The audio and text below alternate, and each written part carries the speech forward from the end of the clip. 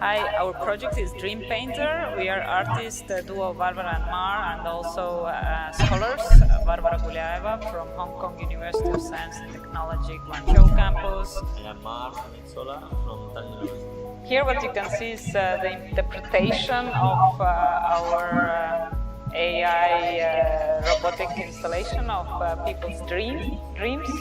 And they are between figurative and abstract to leave the interpretation. So we don't really write down the text, what people were saying, but well, everyone can imagine. And the idea of the project Dream Painter is to understand or to ask if AI can understand our unconsciousness. So it's a bit of like in the Freudian line, right? So, and that's why it's also the Dream Painter. So is it painting a dream or our nightmare? Who knows? So, explaining the interaction is that we use speech interaction method. So we like to work with this method because it feels for the audience magical, although maybe it doesn't sound really academic, but that's how it is. And the system understands what people say and translates to text, and then from text it goes to image, and image we rasterize to the lines, and then our robot Alfred starts to paint.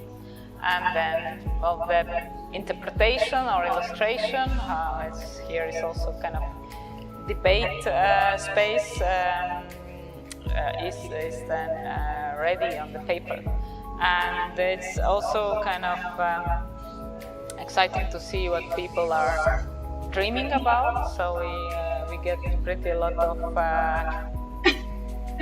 beaches and holidays, but also some nightmares, and yeah. But we also kind of, the idea behind is that why we kind of like interaction method is also about like explainability of AI, because what is happening here, the audience are navigating in the latent space of clip, so you can actually see how the words, certain keywords in your text prompt, so to say, trigger the visual images, right? So it's actually the public can understand like what is behind of these AI models by experiencing this process.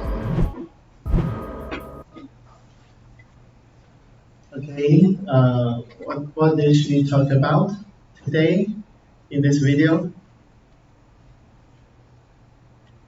The machine now record what people say and translate it into text. And now it will translate into image, and the machine will draw the image out. Okay, very good. So what this project's goal? Just like you said, it translates text to images, and the robot arm can draw the images. What's the topic, or what's the goal of this project? We want to help people enlarge their dream to make it become visual. Yeah, I'm not really sure. Yeah, but the direction is right. Okay, it's just like people to describe their dreams, maybe their nightmares, and then maybe the very abstract concept or dream can be visualized via the text, because you can see the microphone, so you can speak to the microphone to describe your dream, and then it will translate to text, then translate to image, and then robot arm will try to draw what happened in your dream. So you can see there are some strokes, and it doesn't have any like very explicit objects, only very random strokes. So maybe that's how it happens in our dreams. Okay, so the process is correct, and the goal is to visualize our dreams. Okay, so you can see many different multimedia technology involved in this process. Firstly, we need to translate our voice or audio to text. Okay, so then how to translate text to image? It's easy, right? Because currently we have a lot of technology like image captioning to give one image, then it produces the text to describe the content of the image. So the other way, in the reverse, we can give the text and AI try to like depict or generate the image content according to the text. Okay. Then how to translate a given image into the robot arm, like command line or command to like drive the robot arm to draw these strokes. Okay, I believe this is the most difficult part because in our lab, we also produce uh, Chinese calligraphy images from ancient calligrapher. Okay, so how to translate the image into the robot arm command, then the robot arm can like write ancient Chinese words. Okay, so I believe this part is difficult. So you can see the results in this project. The strokes or the lines looks very random, and we cannot find very clear objects in this drawing. So I believe this will be the last milestone for this project. Okay.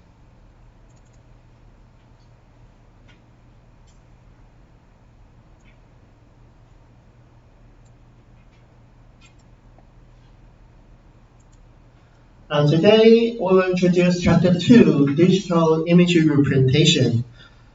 So the topic today involves create digital images using bitmap, vector graphics, procedural modeling, and then we will describe frequency in digital images.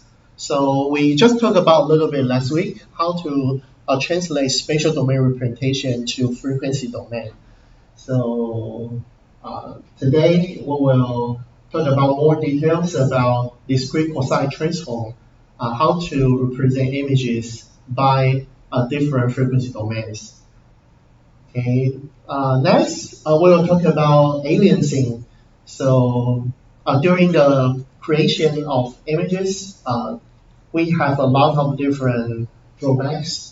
So maybe in chapter 1, we have seen artifacts of text and images. So in this chapter, we will give a formal name, Moray pattern, and we will introduce several different algorithms how to reduce the effects of such artifacts. Okay, and then we jump to the topic, different color models, how to represent colors. Except for RGB, actually we have a lot of different color models, and maybe it aims for different applications. Okay. Okay. Three types of digital image creation. The first one, maybe we are most familiar about bitmap, because if we open Pinterest, you can like select colors and you can choose different pens. Then we can create a bitmap by our own. Okay, so you can see that type of image will be pixel by pixel specification of points of colors and created by maybe digital camera, maybe a scanner or pen program. Okay, next one, vector graphics created in program such as Adobe Illustrator Code Draw. Anyone use this application before? Adobe Illustrator or Code Draw, or other applications when you create vector graphics. Okay, so vector graphics is not far away from us because when you open like PowerPoint or Word, so you can create like select the simple contour, for example, triangle or circle. Then you can click and draw, and we can create the shape. And then you can select color to fill in this shape. So that's all vector graphics. Although this shape is very simple, they are all vector graphics. Okay. The last one is procedural modeling. So in the last part or in the end of this chapter, we will see different algorithms how to create different images by the algorithm. Okay, so it creates more complicated content because if we have such a procedure or we have such an algorithm, then we can create everything we like to.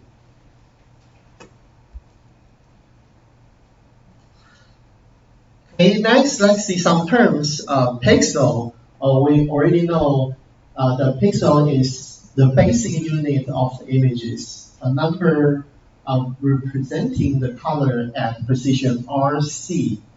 Okay, RC means the index row and column. So for 2D images, we usually use the index, the number of rows, the number of columns to indicate a specific position. Okay, and then we can indicate the intensity of that position, RC. Okay, so that's the basic unit of image pixel. Okay, and sampling, we already introduced sampling quantization in the previous chapter. So let's see a few examples. If we have undersampling images, it may contain blocky and unclear effects, just like this. Okay, so you can see the sampling of the first image is more dense. Once we just sample, for example, 3 by 3 pixels, we only sample 1 pixel. So that means in the area of 3 by 3, we only use 1 intensity or 1 color to represent this area. So that's why we will have blocky effects in these undersample images. Or maybe you can consider once we have large images, then we have only 4 sampling only 4 pixels. Okay, so that makes this image terrible because we will have the first block, the second block, the third block, and the last block. Okay, so the blocky effects become so serious. Okay, so that's the results. Once the sampling is not good, we will have undersampling images. The next one is about quantization. Okay, so for quantization, you can see once we use low bit depths to present the images, then you can see the shape of the sheep, the detail is still remains. However, we only have just a few colors we can use.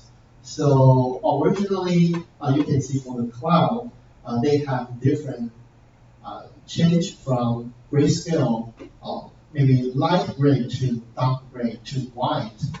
However, once we use low bit to present all colors, it only allows us to choose, for example, only 1 color for the neighboring very similar colors. Okay, so we don't have other choice. If you don't choose such color, then the other colors, the color distance are further away. Okay, so you can see in this local neighborhood, we only allow to use 1 color. So we call this patchiness. Okay, because the area looks, this is 1 patch, this is another patch. We have a lot of different color patches. They are all the same color. Okay, so if the number of color is not enough, if we use only low bit depth representation after quantization, then we will have the patchiness of the image.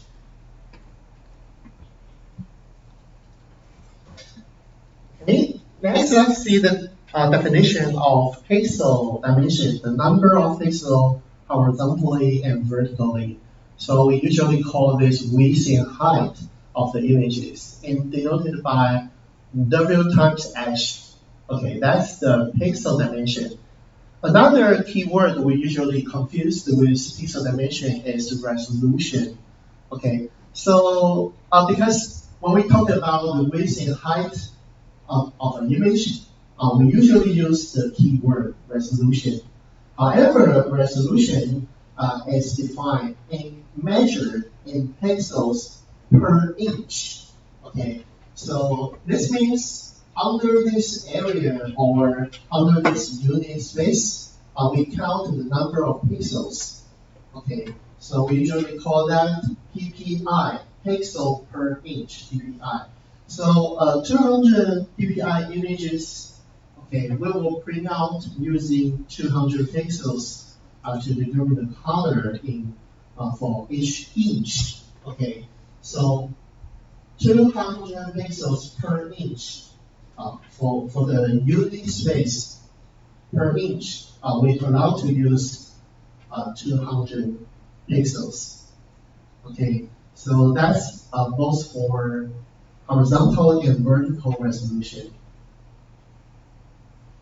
Okay, so previously we also used the name dots per inch, DPI.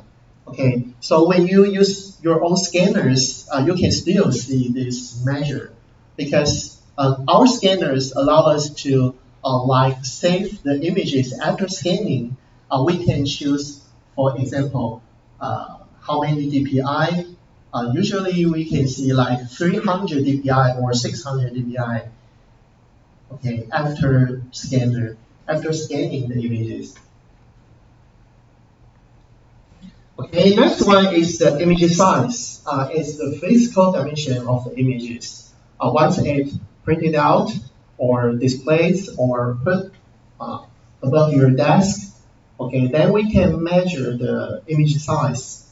Okay, so by the definition of image size, pixel dimension, and resolution, we can derive simple equations to relate the results from these terms. Okay, if we have pixel dimension W times H, the resolution is R, then the image size will be A equals W divided by R and B equals H divided by R.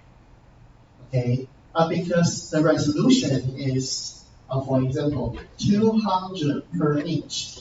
That means 200 pixels means per 1 inch. Once we have, maybe we can see this example directly. So if the image is 1600 by 1200, then we use 200 dpi. Then 1600 divided by 200, that means we have 8 inches. Okay, and 1200 divided by 200, that means we have 6 inches. So the physical dimension of the image will be 8 inches by 6 inches. Just a few very simple definition in the beginning of this chapter. Next, let's see frequency in digital imaging.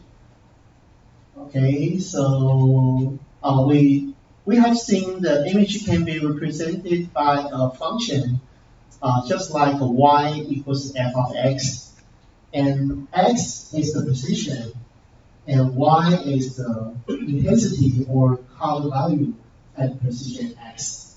So just give one simple 1D example. We have the position index 0, 1, 2, 3, 4 to 7. So it's just a byte. Okay. Then we can use the position of the index as the input as x. So f of 0 is 255, means the intensity of first position is white. Okay. And the last position, f of 7, is 0, means the intensity of the last elements is black. Okay, and then based on f of x equals y, then we can represent images at any positions. Okay. Previously, we have seen usually for 2D images we use the RC index. For 1D, we can just use f of x equals y. So the function is over spatial domain. In this case, it's just like 1D. Okay, even 1D or 2D, they are all spatial domain. We just assign the color or intensity of this space. Okay, so that's a very simple representation. Let's see. For digital images, the frequency refers to the rate at which color value changes. Okay, so for this example, you can see f of 0 is white, f of 7 is black, and then the color changes from white to black. Okay, so actually we can measure the rate of change of these intensities. So we call this frequency. If the image changes at a regular or continuous rate, then the change or the frequency we can represent by some sine or cosine waves. Just like the example here. Once the change is very regular, okay, so you can see the rate of changes for these images. It's very regular. So we can have different pixel positions over our axis x and the corresponding grayscale values as y. Then once we plot the change of the color according to pixel positions, then maybe you can reflect these curves to some sine or cosine waves. Okay. So we can even translate this sine or cosine waves into 2D, so you can see the rate of changes becomes more smoother. Of course, for real images, the changes will not be regular. So this is the image of parrot. So once we draw the red line from left to right, then we can measure the change of the intensity along the red line. So you will see this is the intensity along these x positions from left to right. So of course you can see it's not regular. We don't know what are those sine or cosine waves to represent these complicated waves. Okay. So this is one line. Of course you can draw all lines by different row index. So that gives you the following figure. Okay, that's the rate of changes of these grayscale images.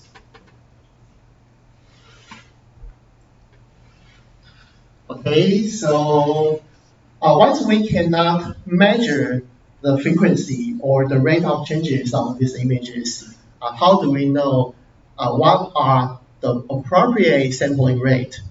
Because just like our previous chapter, it suggests once we do sampling, we need to follow Nycraft theorem. So Nycraft theorem tells us what?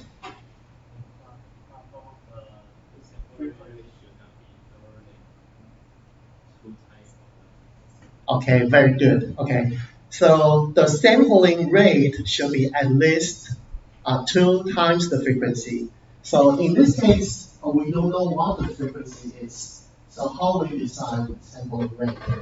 Okay, so that's why we need to introduce the tool discrete cosine transform. Okay, so it's very powerful because you can see any complex periodical waveforms can be expressed as an infinity sum of simple cosine waves. Okay, so if f of x is a continuous periodical function over the spatial domain, then this waveform can be represented by infinity cosine transform. Okay, so it's just like the linear combination, we have different cosine waves because for n equals 0 to infinity, so we have n omega x, okay, as the parameter of this cosine wave. So as n goes from 0 to infinity, then we have infinity cosine waves. Each cosine waves are times weighting an. Okay, so if you consider this cosine wave as the linear combination basis, then we will have those infinity linear combination of infinity places to represent a periodical waveform f of x. So let's see the detail of these parameters. The omega means the angular frequency. Omega equals 2 pi f. Okay, so f here is the frequency of the data. Okay, so if we want to transform frequency to angular frequency, then we can represent omega by 2 pi f. Okay, and then n, as n varies, it moves through the frequency component from fundamental frequency to multiples of it. Okay, so here we have the keyword fundamental frequency, and we have multiples of it. Okay, so in this case, you can consider when n is 0 and when n is 1, 2, 3, 4, 5, then we have when n is, for example, 1, and we have 2 times omega x, 3 times omega x. Omega actually is just represent the frequency of the cosine wave. Okay, so we have the multiple frequency of the original one. Okay, so actually we can have the first one as the fundamental frequency, and then double the frequency, triple the frequency. If we times different n by omega x, then we have different multiples of that frequency. For later slides, we will see we call this fundamental frequency and other harmonic frequencies. Okay, the last one, an, is the amplitude of n's cosine frequency components. Okay, so if we consider this mathematical equation as linear combination, then we call this basis, and this is the linear combination coefficients. However, if we consider this is the combination of different frequency components, then we can consider an as the amplitude or magnitude of different components. Maybe for the first fundamental frequency, when n is 1, then an is 1,000. And then for next frequency, when n is 2, for example, then a2 is like 1. Okay, so you can see the first component, the coefficient is very large, 1,000. The second one, just very small, in a2 is 1. Okay, so you can consider when we represent the signals as the linear combination of different components, the first component, the ratio or percentage, is very large because 8 times 1,000. And the second one, only times 1. Okay, so we can consider an is the amplitude or the magnitude of different frequency components. So let's go back to this example we have seen in chapter 1. Once we have complex periodical signals, then we can apply discrete cosine transform to help us decompose to different frequency components. Because we already know how to measure the frequency of this, because the change is very regular. Okay, so it means it is some frequency cosine or sine waves. Okay, once we can decompose complex periodical signals into several linear combinations of sine or cosine waves, then we will know how to apply Marquardt theorem. Because in chapter 1, we just have the example. If the frequency of the first component is 2 Hertz, 3 Hertz, and 6 Hertz, once we have this complex complicated or complex signals, what is the sampling rate? 12, right? Because 2, 3, and 6, we choose the largest one, 6. So by my Craig theorem, 6 times 2, the minimal sampling rate will be 12. Okay, so now you know why we need to apply this discrete cosine transform, because for image to look like this or signal like this, we don't know the frequency. However, if we can apply this discrete cosine transform, then we will know 2, 3, 6 hertz. Then we know how to decide the Craig theorem. Okay, next we will see the detail or equations of DCT. So let's take 1D DCT for example. We have a row of n pixels. Okay, so let's see. 1, 2, 3, 4, 5, 6, 7, 8. Okay, this is 8 pixel signal. Okay, so in this case, we have n weighted cosine functions and discrete points. Okay, so in this case, once our signal, we have 8 pixels, then we use 8 different cosine functions for linear combination. So let's see the notation of this equation, because we have a lot of notations in this equation. So f of r, the f means the original signal, just like this. Okay, now is 8-bit, 8 pixels. Okay, and then we have 2 different parameters, f of r. So you can see r is some parameters of the cosine wave, 2r plus 1 times u pi divided by 2 capital N. Okay, so maybe we can use the following example to see the meaning of these parameters.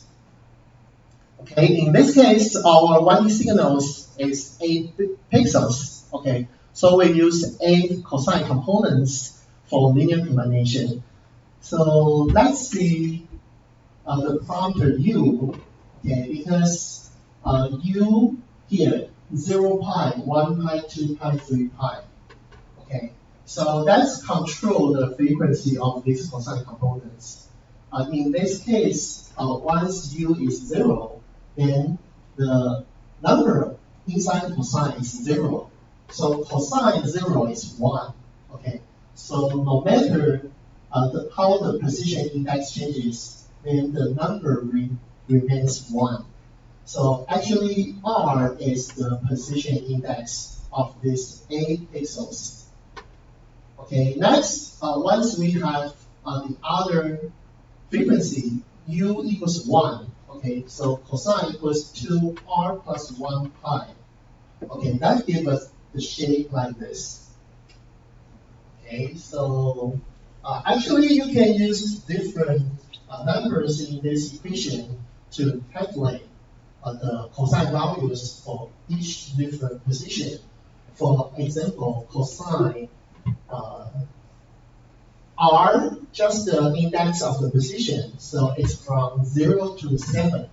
So take the first position for example, 2 times 0 plus 1 pi divided by 16, because 2n, in this case, n is 8, so 2 times n is 16. So for the first position, when we need to calculate the corresponding values of the cosine wave, then it will be cosine pi divided by 16. Okay, so in this case, you can see as the index R becomes larger, so what is the next cosine? So 2R plus 1 times pi. Okay, so R is 1, then we have 3 times pi divided by 16. Okay, so this is for the first position 0. this is for the second position when R equals 1. Okay, so what is the last component? Last component, the index of R is 7, so it will be 15 pi. Okay, so you can see when the degree of cosine is close to 0, then the number of cosine 0 is 1. So when it is close to, we know cosine is from 1, 0 to minus 1, right? So this is close to, very close to minus 1, right? Okay, so you can see the change of these 8 positions just goes from very close to 1 and go down to 0 and go down to minus 1. Okay, so I hope by this example you can see the meaning of the parameters. R is the index of these 6 pixels, and U is the parameters to select different cosine components. Because once U equals 2 or equals 3, then you can see we have different shape of cosine waves. So for the other parts of these cosine waves, you can see the frequency becomes higher and higher. Okay, so initially for U equals 1 or 2 or 3, you can see the frequency is low. However, for the other frequencies, once we times 7, 6, or 5, the frequency of these cosine components becomes higher. So in this case, you can see we just select different 8 cosine components from low frequency to high frequency to linear combine our 8 pixel signal. Okay, so maybe we can go back to the equation. When we realize the meaning of the parameter R and U, R is the position. So once you use f of R and R is 0, then we just calculate the first pixel. What is the original information or the intensity of the first position, f0. Okay, so f0 is just the linear combination of 8 different cosine waves, because let's see the summation over U equals 0 to capital N minus 1. So we have, when we calculate f0, then we use 8 different cosine waves and its coefficients for linear combination to calculate the first signal. Okay, so maybe you can change R from 0 to 1, 2, 3, 4, 5 to 7. Then we can just calculate the intensity of these 8 different pixels.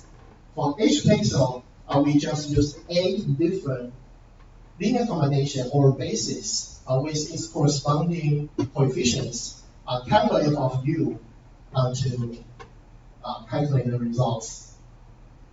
Okay, so now we have R and U, and we know this is the basis. We know this is the linear combination coefficients. Now we have C of U. Okay, so C of U is very close to a constant. However, this constant is decided by the parameter U.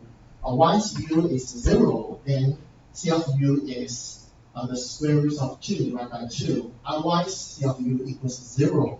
So we only have 2 options of C of U. It's this one, otherwise it's 0. Okay, so capital N, we already know it's 8.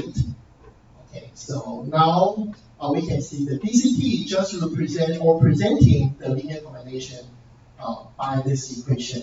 How to derive the original signal f of R for each position. We can just use the linear combination basis with its coefficients with some spatial constant, then we can derive the original signal f of r in each position when r goes from 0 to 7. Okay, so we call this DCT. Next, let's see. We may miss something because we don't know the linear combination coefficients. Once we know, we use these 8 cosine waves. However, what are those linear combination coefficients? Okay, so just like our example in chapter 1, we have 8 by 8 hashes, and we know to linear combination combine these 8 by 8 hashes, we need 64 different cosine components. However, once this component is fixed, what are those linear combination coefficients? Okay, so next let's see the missing part of capital F of U. Actually, this has another equation to help us to calculate capital F of U, the linear combination coefficients. So the equation looks very similar to the previous one. Just have the constant, and we have f of r here. So this is the original signal. And it times the cosine waves, 2r plus 1 times u divided by 2 capital M. Okay, and then we just use u as the index of different components, and r is the index of position. So maybe we can see for this example. Okay, so if the input, we have the intensity of here. This is the 1D vector of 8 different numbers. Okay, so when we calculate or compute f of u, then we can use the above equation. So we have f0, f1, f2 to f7. Okay, so by using these equations, we know the linear combination coefficients just listed here. From very large, close to 400, and some negative values, and some negative smaller values, minus 16. Okay, so once we have these linear combination coefficients, then we can use this coefficient in the original equation. So remember, we use capital F times the cosine components to linear combine the original signal. Okay, so once we have such linear combination coefficients, this one, the largest one, and some very large negative one, and we have minus 16 and something as our last linear combination coefficients. So to calculate FR, okay, then we remain R as the parameter in this equation, and we just summation over U, right? Okay, so we put U equals 0, 1, 2, 3, 4 into the parameter here, then we can expand the equation. Okay, so you can see we have U equals 1, U equals 0, U equals 2, 3, 4, 5. So these are some cosine components. This is the linear combination coefficients. So when we have different cosine components and we have different linear combination coefficients, then we know how to linear combine the original signal f of r. Okay, so this is the visualization example. So this is the first cosine components. You can see it's all 1. So this is a white vector. For the second cosine component and the last cosine components, it just depicts the discrete version of these cosine components because we just calculate the cosine components by its position when r equals 0, 1, 2 to 7. Okay, so we just try to calculate the results of different positions. Okay, so you can see this is the first cosine components, and we have different intensity values for different positions from 0 to 7. So now we have 8 cosine components, and we just calculate the linear combination coefficients W0 to W7 by this number. Okay, so we know once given the input signal here, how to decompose the signals into the linear combination of 8 different cosine components and its corresponding coefficients. Okay, so in this case, we call capital F of the 0.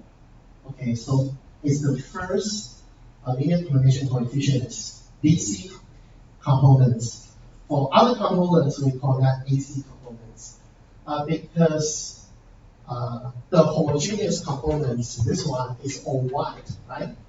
This one is used commonly and used a lot. So its coefficient is the most important one. So we just give a very special name, DC components, for W0. And the other components, maybe we have different ratio or different percentage of this linear combination.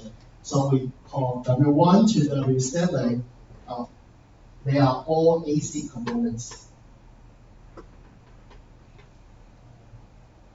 Okay. 可以。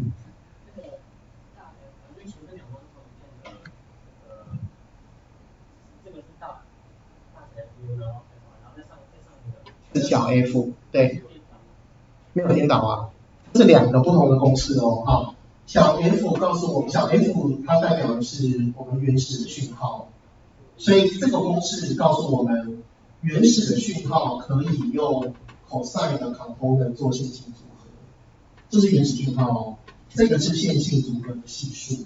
好，但是当我们知道了用哪些 cosine component 之后，我们不知道线性组合系数是多少。所以 DCP 的公式其实是在帮我们算线性组合的系数是多少。那线性组合的系数怎么算呢？其实就是带第2条公式 ，capital F 大写的 F 其实就是线性组合的系数。那线性组合的系数的算法其实就是带这条公式，跟刚那条公式长得有点像。但是只要带这条公式，就能够把每一个 cosine component 的线性组合的强度或它的系数算出来。所以我们这边就带给大家看，好，所以实际上，如果你真的把这些 R 啊、U 啊、F 啊、F of R 啊讯号全都带进去，我们可以算出每一个线性组合系数的这个的系数是多少，在 89.97 到-16.34。好，这个就是每一个 component 的线性组合的系数。所以下一页我们就可以看到原始的讯号，像 F 是原始讯号。这个讯号就可以用各种不同的 cosine 的 component 乘上对应的线性组合的系数，把这一个原始讯号标示出来。好，那所以刚刚这2个公式长得有点像，好，但是千万不要以为是笔误或者写错哦，它们就是长得这么像。第1条公式小 f 呢是它怎么被线性组合出来，第2条公式呢是线性组合的系数大写的 f of u 是怎么算出来的。好，那只要带第2条公式就能够算出线性组合的系数，把原本的讯号开成或分解成是8个 cosine component的线性组合加上并且每一个都可以乘上它的系数是多少。好，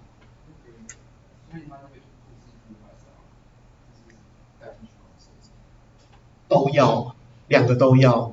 好，所以我们看一下公式怎么带啊。好，假设我们今天要带 f of u， 先确认一下，那个知道 u 跟 r 是什么参数吗？如果忘记的话，来看一下这一页。u 呢是这个地方嘛，所以0拍、1拍、2拍、3拍 ，u 是 cosine 的这个 basis 的 index。那 R 呢是我们每一个 pixel 位置的 index。好，所以我已经确认了我的第一个 cosine component 是 cosine 0拍。好，那每一个位置的值是多少呢？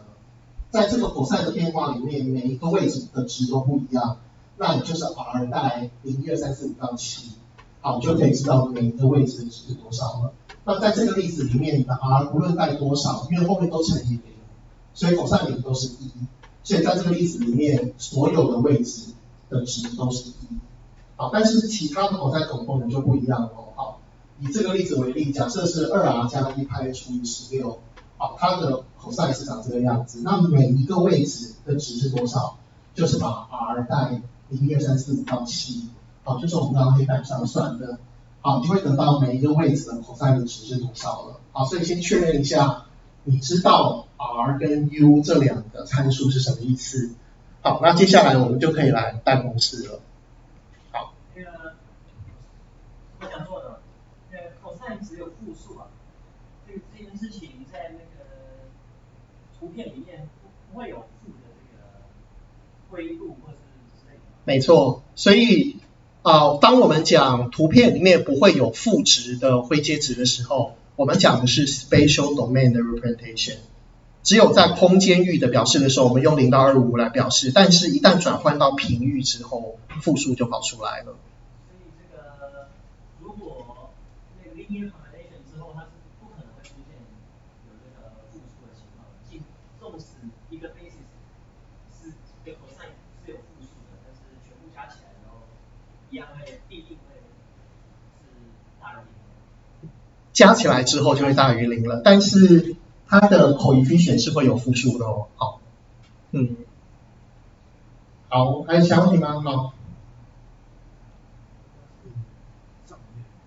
这边的像这个389.97是指说 r 等于1，然后从 u 等于0到7的加起来是，我想确定这是389.97。OK， 389.97其实是第一个 cosine component 的强度，所以那我们可以实际上来算算看第一个好，让大家感受一下好。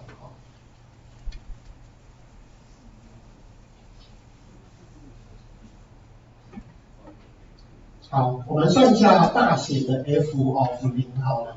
好，这个就是第一个 cosine component 的系数，也就是刚才也讲的 389.97。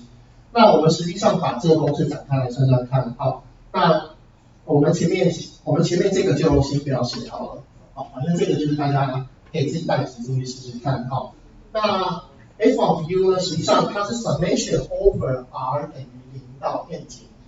好，所以实际上r 等于0代表它是第一个位置哦，所以我们实际上是用 f0，好，这个是我们的第一个 signal 的值，也就是这个0。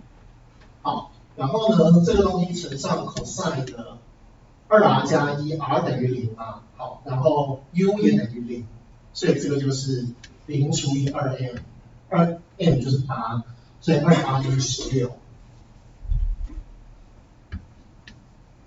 好，那这个东西呢，再加上 f1 乘上 cosine 的 r 等于1，所以 2r 加1等于3，那 u 等于0，好，所以这个东西还是0。好，然后再加上 f2 的 cosine 0加上，所以你可以发现其实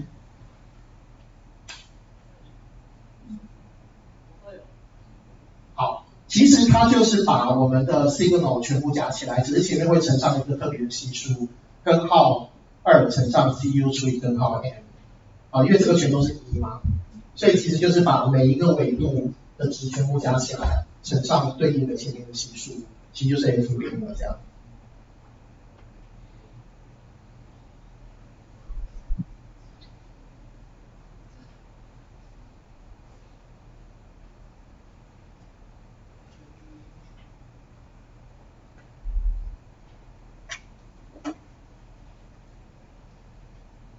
好，那我们把这个地方把这个不要写这么快好了，写这么快可能同学看不清楚了。好，我们直接把它写成是2r 加1，好，那我们写成2乘以0加1，好，因为一开始的第一个 term r 等于0嘛，好，然后除以16， 2乘以0加1这个东西会乘上 u 派 u 的话，目前就是全都是0，所以在这个 summation 展开的过程中，所有的 u 都是0，所以这个东西乘以0派。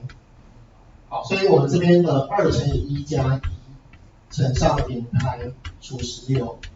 好，然后这边是2乘以2加1乘以0派除16。好，所以其实你依照这样的方法算下去，其实只是把这个公式的 summation 从 r 等于0到7，依次把这8个项式展开。那展开的过程中，你的 r 就是0、1、2、3、4、5、6到7。那你的 u 呢？这个 u 就是跟前面的 u 是一样的。所以如果我们现在算的是第0个系数的话，那在这8个项式的所有的 u 都是0。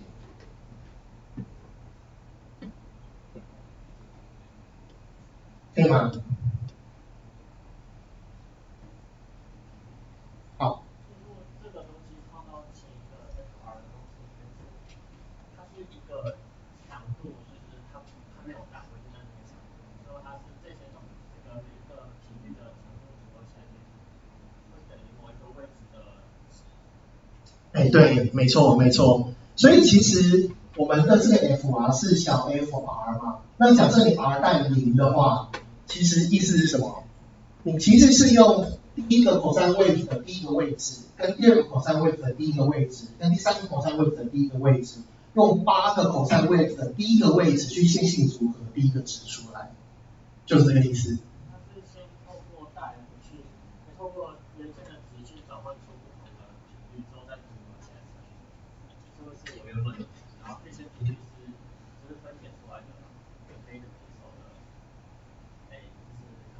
就是有8种频率。好，只是我们刚讲说，在做 DCT 的时候，假设我们是8个点的 DCT， 那这8个 cosine component 就固定了。好，为什么？因为我们用的 cosine component 其实是怎么来的？2r 加1乘 u 派嘛。那假设它是8个点，它的第一个位置一定就是 r 等于0嘛，第二个位置是 r 等于1，第三个位置是 r 等于7。那我们的 u 呢，也是8个 component， 所以 u 也是从0到7。所以不管你的 signal 的内容长什么样子，我们 always 都是用这8个 cosine 的波形去做线性组合，所以我们才说这个叫 basis， 因为它是线性组合的基底嘛。这个基底不管你的内容、你的讯号是什么，这个基底都是固定的。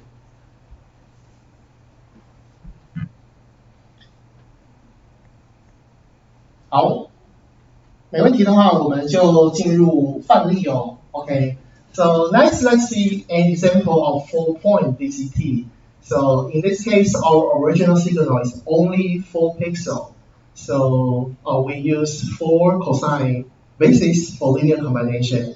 So let's see the equation, how to calculate the linear combination coefficient, capital F of u. Okay, so in this case, we calculate the coefficient A of u first, because we already know u equals 0 to 3. Okay, so when u is 0, then C of u is the square root of 2 divided by 2 times the square root of 2 divided by square root of 4. Okay, in this case, we have the coefficient 1 divided by 2. Okay, for other cases, when u equals 1 to 3, then C of u equals 1. Once C of u is 1, then we have capital square root of 2 divided by the square root of 4. Okay, so we have the 3 coefficients as 1 divided by the square root of 2. So that's the constant A of u. Okay, next let's see how to calculate the coefficient quickly. Okay, so we can form the 1D DCT basis first, because we already know the basis is fixed for 4 points of DCT. So let's see. When we calculate u0, u1, u2, u3, okay, then we just use the number u0 in here. Okay, so Remember, R is the index of precision. So this will be R equals 0, R equals 1, R equals 2, R equals 3. Because U is already 0, so no matter the number of R is, then the value is still 0. So we have the first basis 1, 1, 1, 1. Okay, next let's see the next basis U1, which means here U equals 1.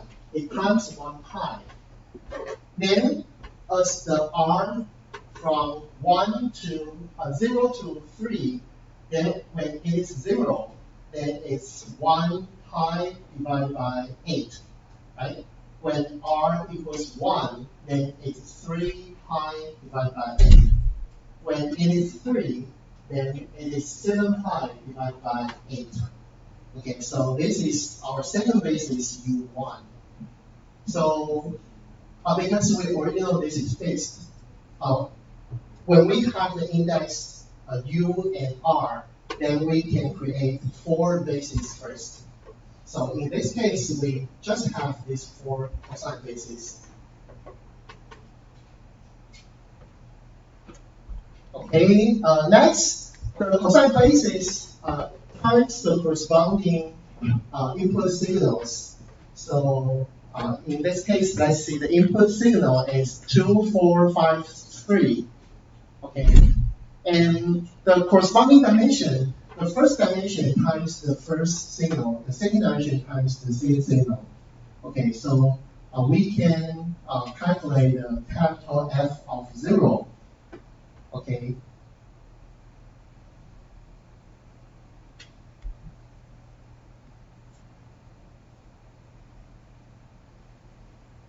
Okay, so when F of R is 0, 1, 2, 3, so we have our original signal 2, 4, 5, 3.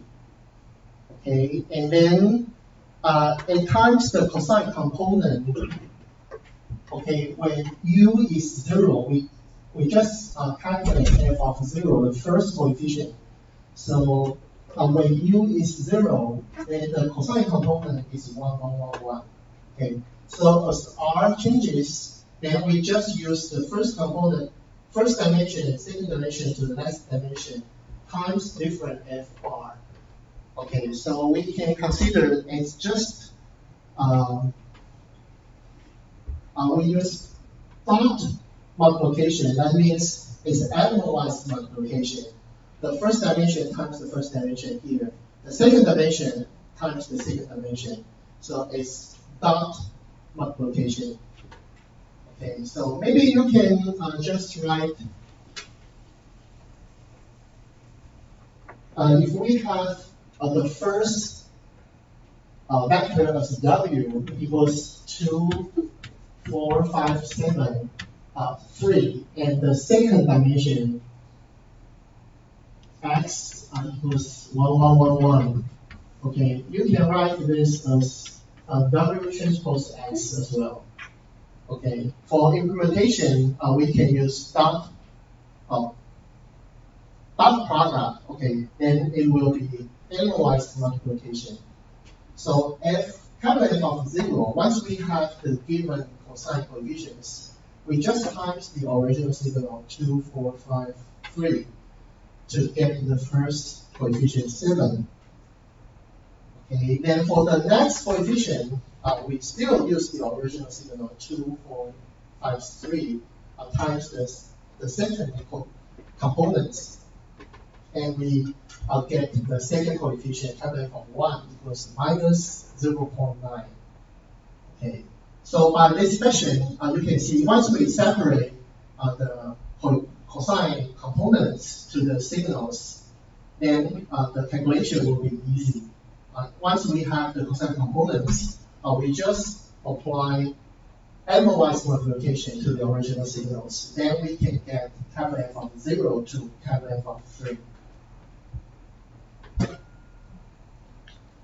Okay, next we can verify if our results is correct.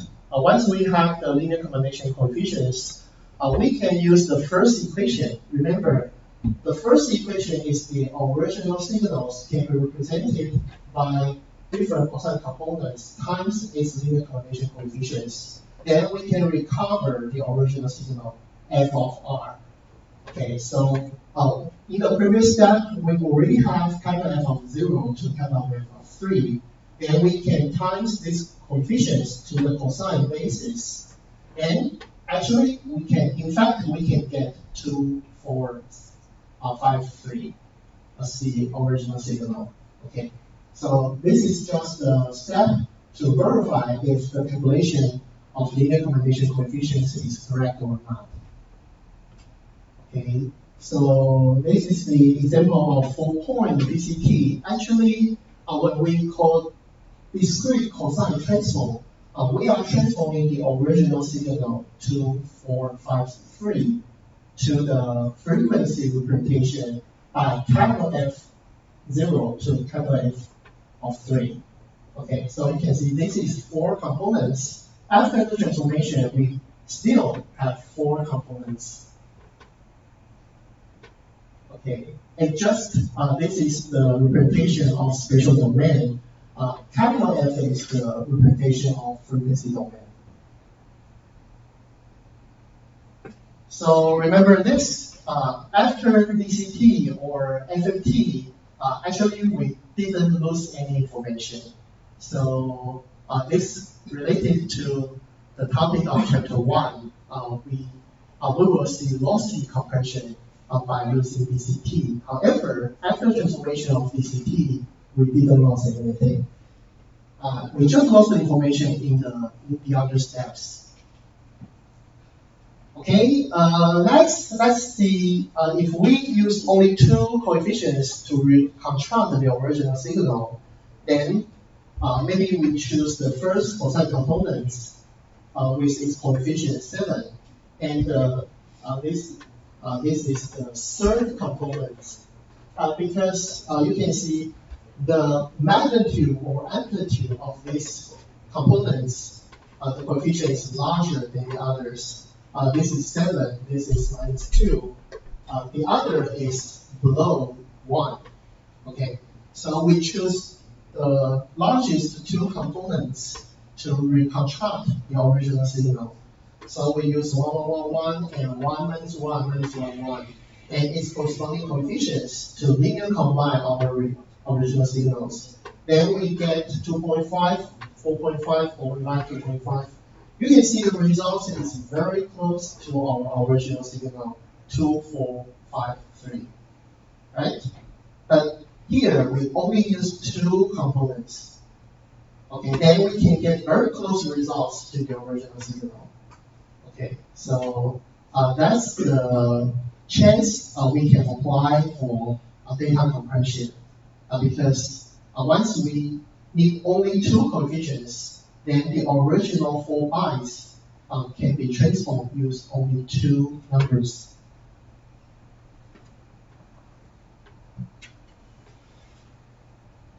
Okay, let's see 2D DCT because for images we apply 2D DCT, not 1D. Okay, so if you understand how to apply the equation of 1D DCT, then 2D DCT just follow the same fashion. We have capital F of UV. Okay, UV is just the index for the cosine components. So remember we have, when we apply 2D DCT, we have more components. Okay, so if you consider the index as U and V for this matrix, then given the UV index, then we can select a specific cosine components. Okay, so to calculate f of UV, we just use 2 cosine components by U pi and V pi. And for the position of these patches, then we have another 2 index, R and S. Okay, so R and S means the index of the original signals is the row and column index. Okay, so by varying the positional index R and S, and the index of 2D components u and v, then you can see the equation is exactly the same as the previous one. It used the original signal f of rs times 2 cosine components, and with some spatial constant, then we can get a coefficient of specific cosine components. That's the coefficient of FUV. So this is 2D DCT. Actually, discrete cosine transform is to transform the original signal or image to the representation of frequency domain. So when we talk about DCT, actually you are calculating the coefficient in frequency domain. And the first equation, we call this inverse DCT, because once we calculate the coefficient in frequency domain, then we can inverse the frequency representation back to its spatial representation to calculate f of rs. Okay, so we call this inverse DCT. And the equation looks very similar to this one. Okay, when we have the linear combination coefficient of capital F of uv, and we times 2 cosine components indexed by its positional index R and S, and the index of cosine components uv, then we can recover the original signal f of rs. 好，那我们就到这边休息一下吧。好，等一下再来看我们怎么用 DCT 来做压缩。好。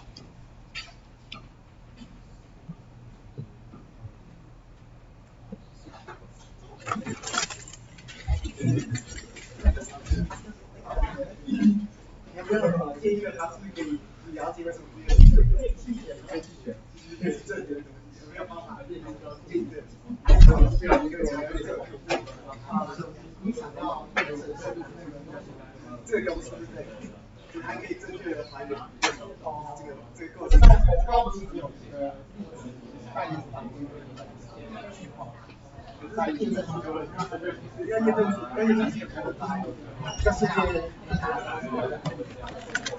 就是你看这个例子啊，这个例子我们把讯号转成变成是它的频率的这个 coefficient， 然后我们把这个代写再乘上对应的cosine component， 最后完整的还原出原本的讯号2453。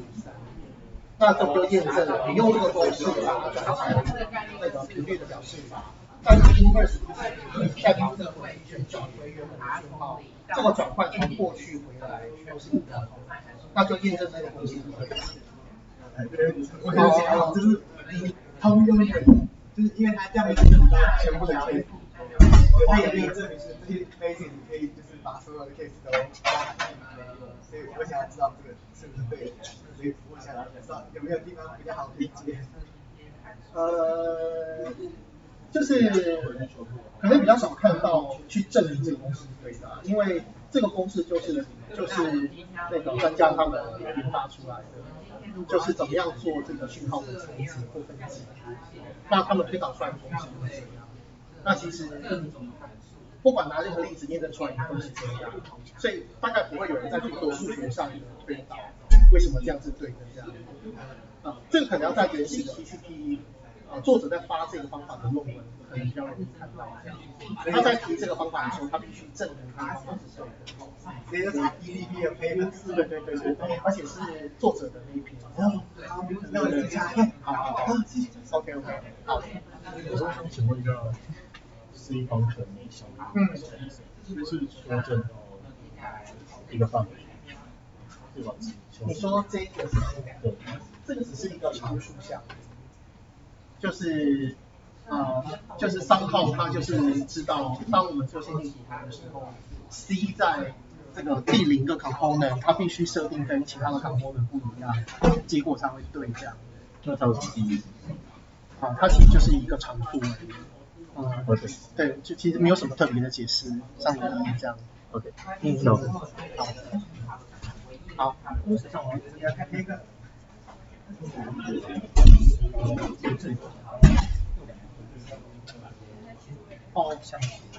对，这就是我们刚讲的线性组合的每一个 basis 都有各自的强度嘛。那有一些 basis 的强度很低，因为它占的比例很少，所以其实你把那个 basis 跟它对应的音效频率拿掉，对原本的讯号的影响就没有很大。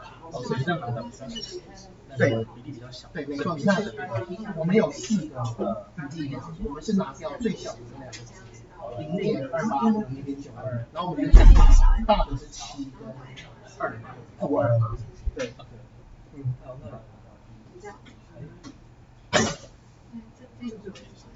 它这个 basis 是比较如果有多少 basis 它就有多少个。应该讲我们原始讯号的 dimension 是多少？原始讯号 dimension 是8，那我们就有8个 basis。就是维度，我们原始讯号是1乘以8的向量，它有8公种，有8个值啦。假设8个值的话，我们就会有8个 DCT 来做simulation。所以那这个就是你可以不要是8呀，你可以是32啊，可以是100啊，可以是2000啊。当你有2000个 pixel，你就是用2000个 basis 来做simulation。当你有100个 pixel，就用100个 cosine 来做线性组合。那 pixel 其实是维度，就是这个资料啊。你有一条这个 pixel 的颜色，那这个 pixel 的颜色个数是不变的。像是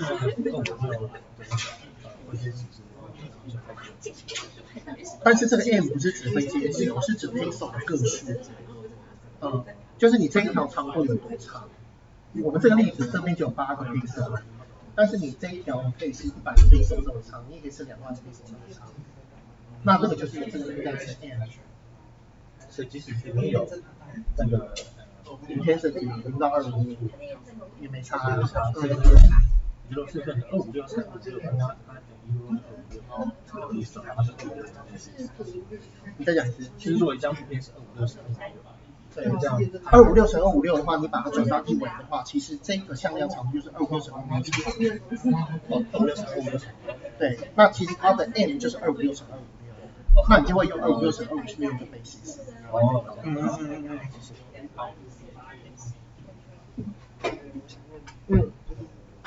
就是我们要求大 F， 我们要求小 F， 要用到大 F， 对，但是我们求大 F 的时候，为什么才有个小 F？ 因为我们就是用小 F 来求大 F。公式告诉我们一下，所以我们有小 F 的数值。小 F 就是我们的讯号，我们本来就是要把某一个讯号转换成频率表示法。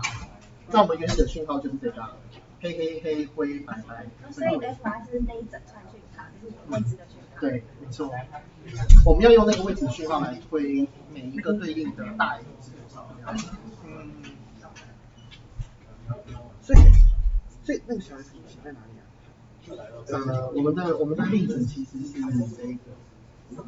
这个是我们的小 F， 然后我们用这个小 F 来求这个大 F， 长这个样子。只要把这个小 F 盖在上面这个公式，就可以得到下面这个大 F 的结果。我怎么知道大 F？有大 F 之后，可以带那个2，就是R 等于2那个。不是啊，你应该不是这个意思吧？他的问题应该是说转成大 F 之后，我们接下来等一下就要跟大家介绍大 F 有什么用，它可以来帮我们做那个影像或是视讯的压缩。对，我们只是在做转换，还没有真的在怎么用那个大 F 这样，只是先把它转成大 F。OK， 好。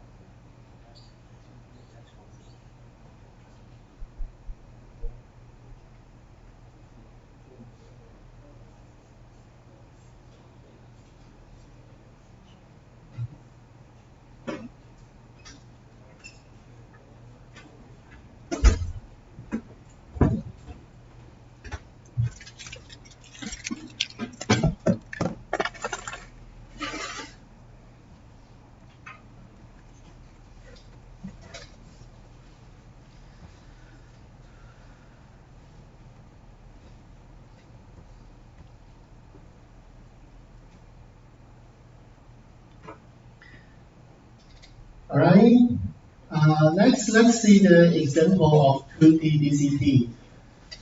So this is an example of A by A bitmap image. So we can see the corresponding color values. In this case, you can see we have white pixel here. So the intensity is 255.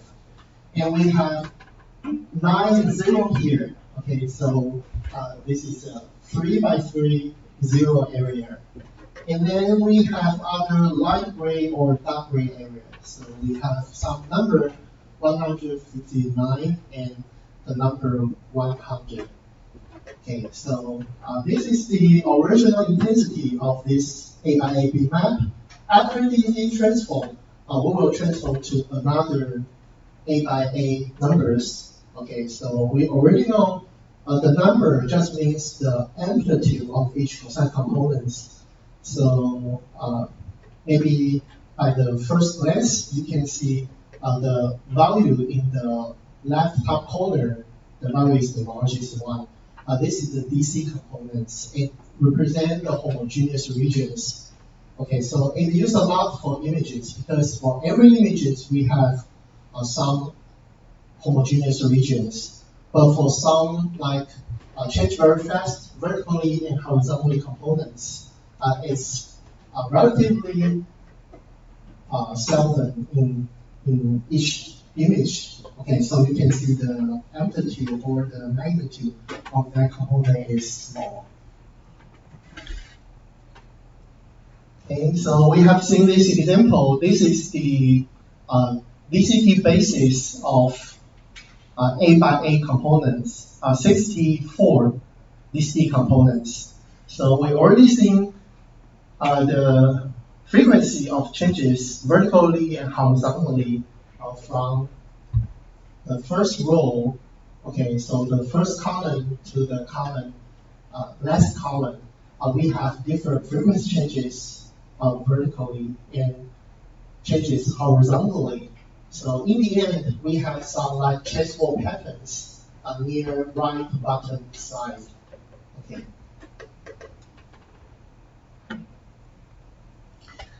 Let's see the 4x4 DCT example. It's a 2D example. So the calculation is very similar to 1D. However, we still need to know how to calculate 2D DCT transform. So S is our original image. It's just 4x4. So the number is very easy. 1, 2, 2, 0, 1, 0, 1, 3, 1, and so on. Okay. Then just like our previous 1D example, we can calculate the cosine basis first. Okay, so let's see. The 2D basis of the calculation is very close to 1D. We can calculate U0, U1, U2, U3 by the given equation. This is the 1D DCT basis. Then we can use 1D basis to like contrast the 2D basis. If we use capital U, K, L, means the 2D basis indexed by K and L.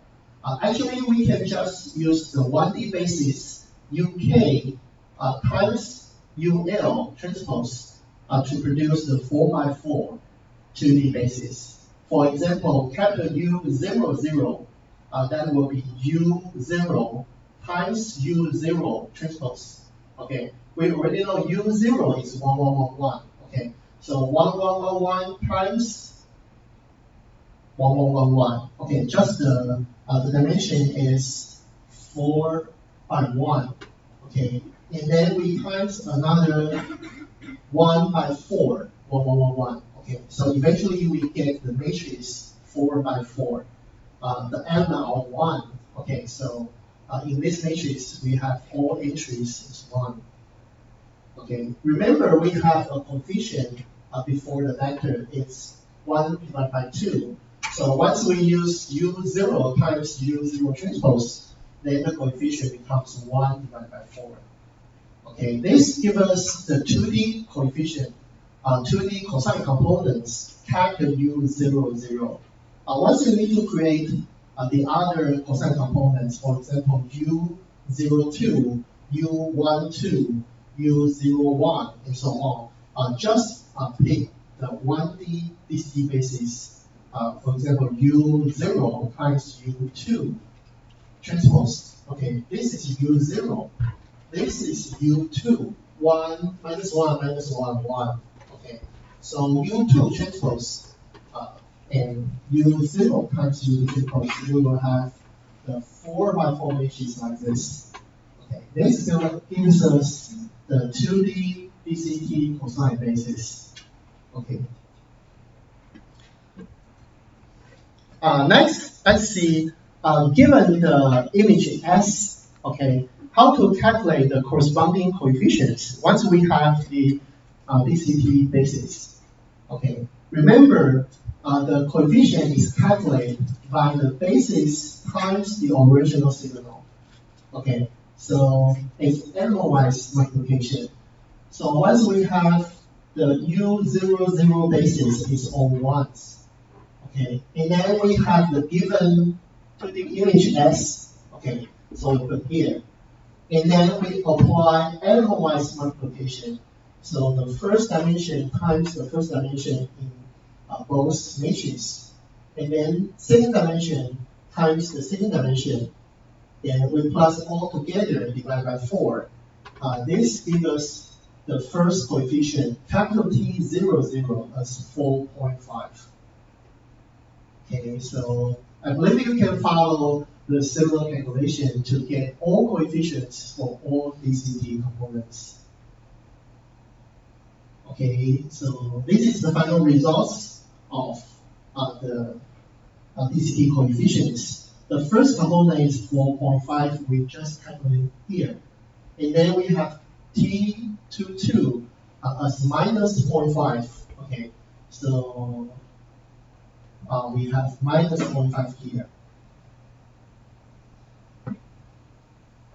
So this is how we transform from spatial representation S to its frequency domain representation T. So originally it's 4 by 4. After this transformation, it's still 4 by 4. And then we can reconstruct the original signals by only top 2 by 2 coefficients, because you can see the relatively larger coefficients is near or very close to right top side. Okay, so we just choose these 4 numbers. Okay, the top 2 by 2 coefficients to reconstruct the original signals. Then we can get the reconstruct S like this. Okay, compared to the reconstructed S to the original S, you can see the results is not very close, but somewhat like the original S. Okay.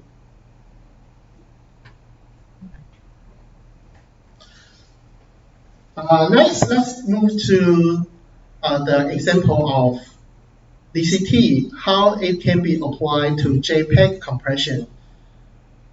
Okay, so this is the spatial representation of the original image and the frequency representation of such image. If we consider this is x-axis and y-axis of 2D, then they have different values of intensity. So by the 3D cubic, we can see the changes spatially. When we transform the same resolution to frequency domain representation, we can see the DC components, the peak is the highest, and the other components we have relatively a very small number. Okay, so that's the difference. Maybe we can visually see this difference of spatial domain representation and frequency domain representation.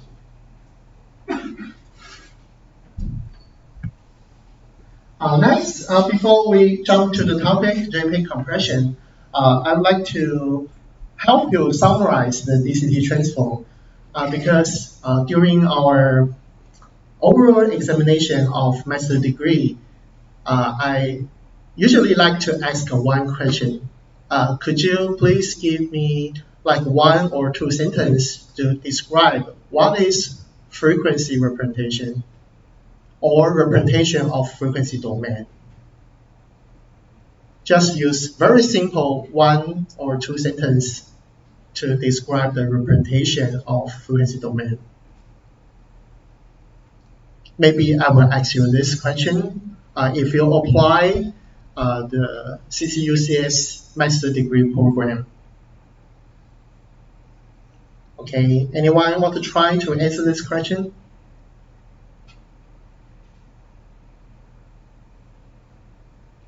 Okay, please. Use different types of frequency to combine the original data. Okay, the answer is way too rough. Okay.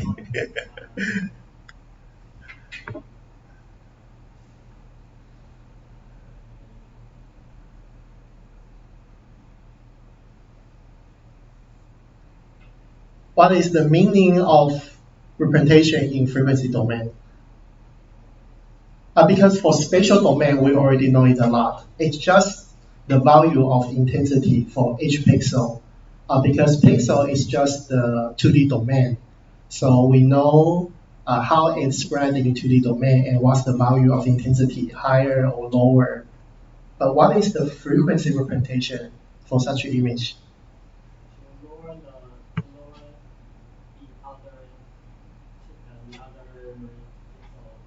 but to take only one pixel to make it with a higher value, but make the cost of other value to become lower. Okay, good try, but not correct. Okay. Another student would like to try to answer this question.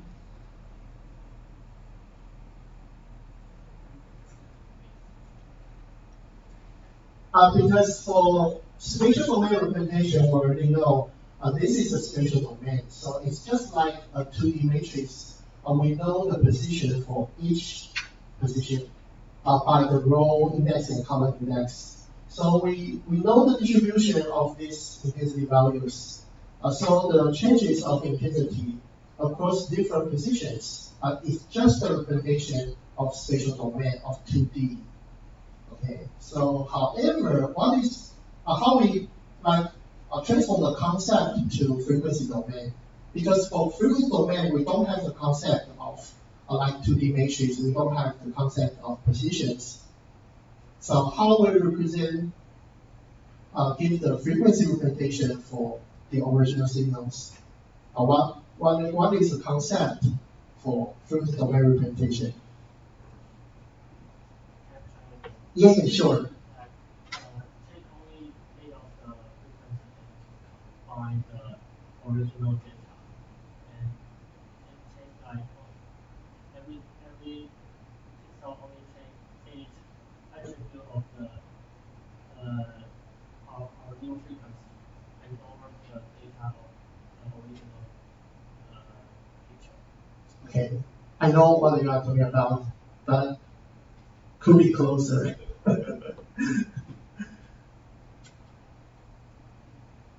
好，我们找个同学用中文讲讲看好了，看看大家用中文讲会不会比较接近一点。好，有同学想试试看吗？好。给这个 X、Y 的平面，它每一个格子是代表一个 basis， 然后它那个值啊 value 就是它的系数量，然后它就把它结合在一起，就可以还原成那个好，所以我再问一次哦。当我们要把这一张照片用频率表示法来表示的时候，我们怎么表示它的频率表示法？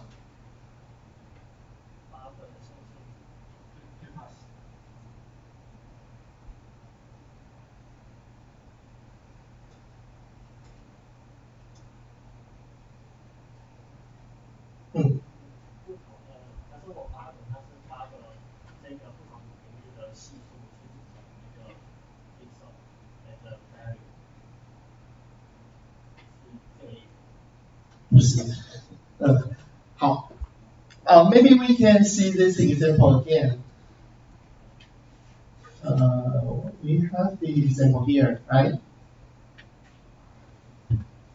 好吧，我中文讲一下好不好？就是那个我们的 spatial domain 的表示法，当要用频率表示法转换的时候，其实并没有用8个组成一个，我们实际上总共有64个 component， 就像是我们在原本 spatial domain 上面有8864个位置，但实际上转成频率之后，我们就没有位置的概念了。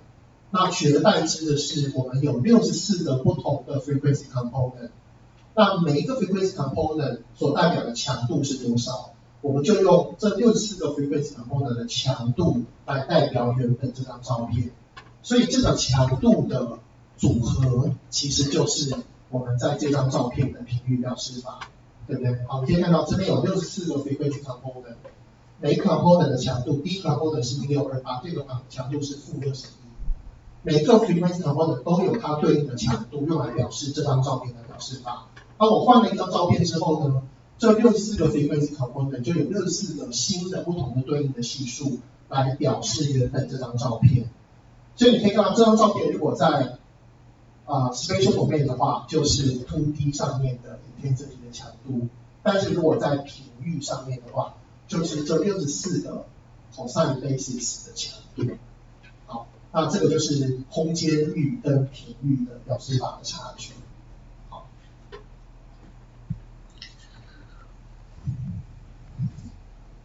Okay, next let's talk about JPEG compression. Okay, so for JPEG compression, we already see the results before DCT and after DCT when we transform to the cosine coefficients. So we still have 64 different values for the magnitude of different cosine components. Okay, after the transformation of DCT, then we apply quantization. So here we have some quantization table that are defined by the experts because usually the original color images we don't represent by RGB channels. Usually when we need to apply compression, we like to transform or using color models such as luminous and luminous components. So by the following introduction of color models, you can see we can represent the color by its luminous components and chrominous components. Luminous components means the brightness, okay, it is brighter or dark, okay. For chrominous component, it's related to color components, okay. So for the brightness or the colorness, we have different quantization tables defined by the experts. Okay, so now we have the quantization results after DCT. So you can see the first component, DC component, has the largest number. So once we transform the original image by DCT to get the results after DCT, then we use quantization to use this table divided by the table in the previous slides, element-wise by element-wise division. Then we can transform the results and get the quantization results. Okay, so maybe we can see the previous value. Maybe this value is 16. Okay, so minus 415 divided by 16. Is that close to minus 26? Okay, so you can use the second element divided by the second element listed in the quantization table, then you can get minus 3. Let's see if it is correct. Okay, the second one is 11. Okay, so minus 30 point something divided by 11. Okay, it's very close to minus 3. Okay, so this is how we apply quantization because we just define the quantization table and it's just element-wise quantization to the DCT results. Then we can have a table like this.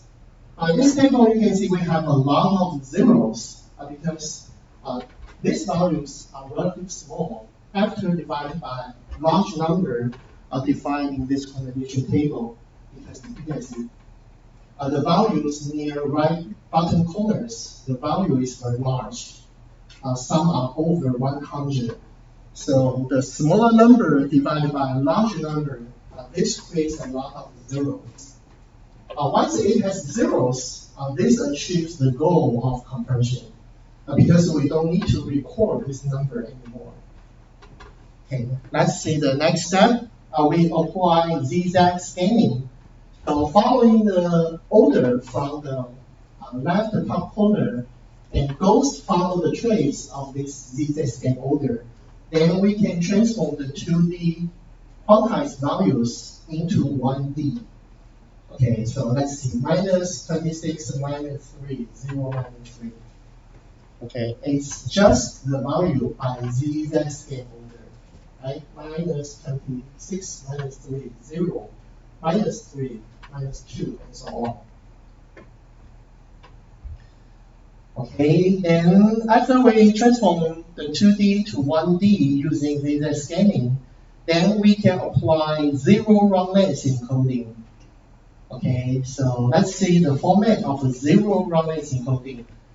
Minus 26, we have 0. We have no zeros in front of minus 26. Okay, so it's 0 minus 26. Let's see this one. This one, before minus 3, we have 1, 0. Okay, so we write 1 minus 3. So in this case, okay, so we have 5, 0 before minus 1. So in this case, we write minus 1. We have 5, 0 before minus 1. Okay, so this tells us once we have a lot of zeros, originally we need 5 bytes to record the number. Here, when we use run length encoding, we just use 5 to indicate we have 5 zeros. So this helps us to reduce from 5 bytes to 1 byte. Okay, so this is zero run length encoding.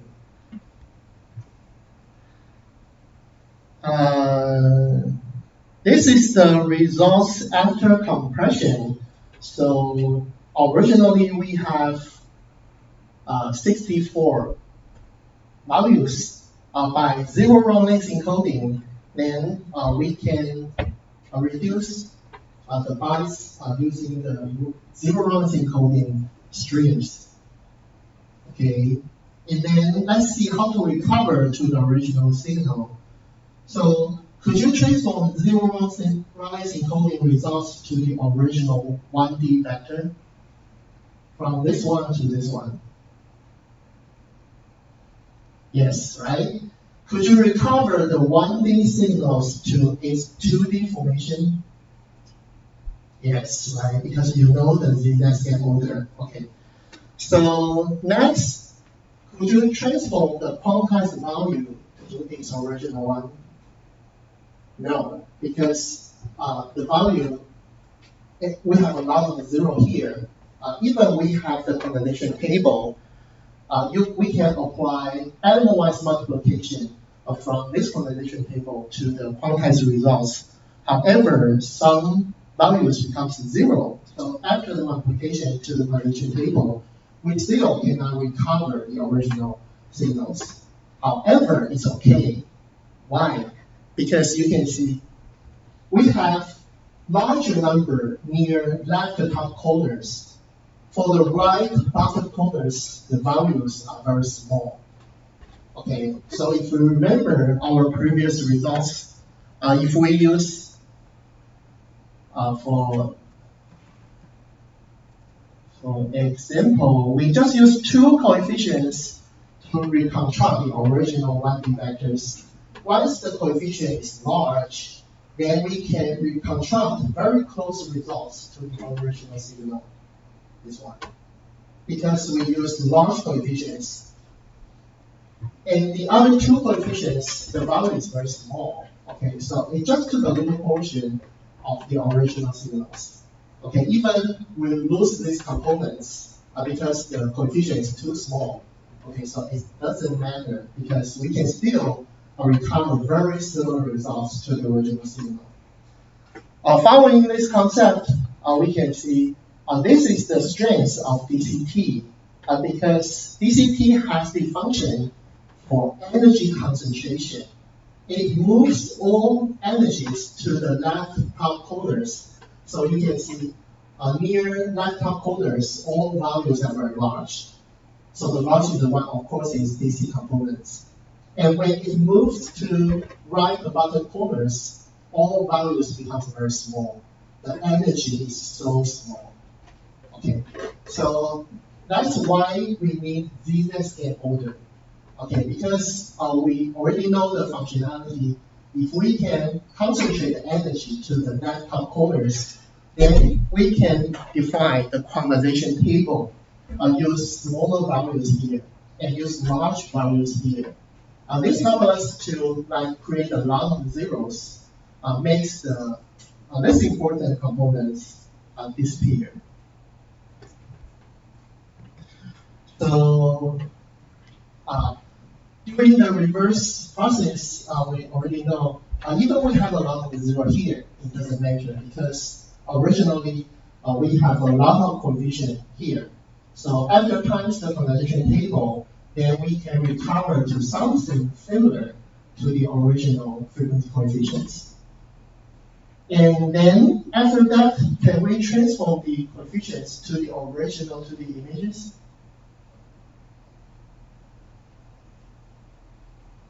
Yes or no?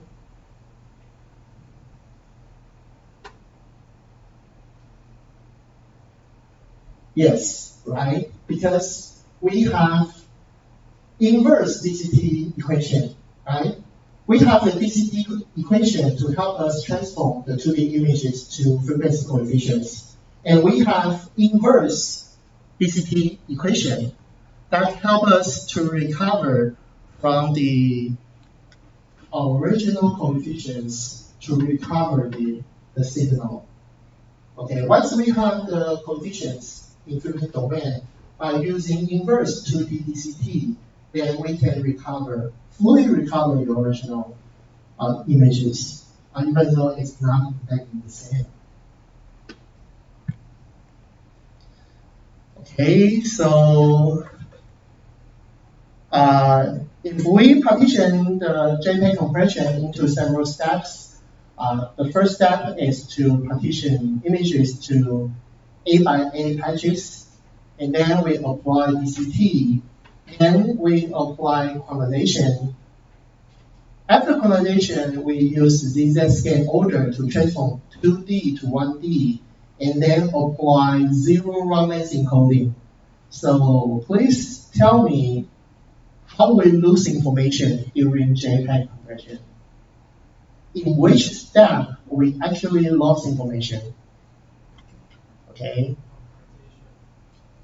Okay.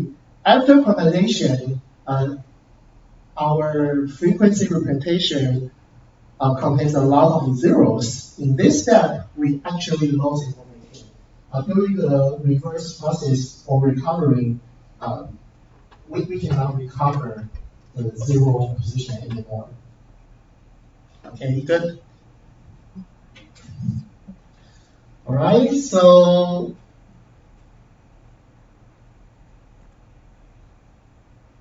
if I give you the zero wrongs encoding results during the midterm examination, I believe now you are capable of recovering to the original 2D images. Okay.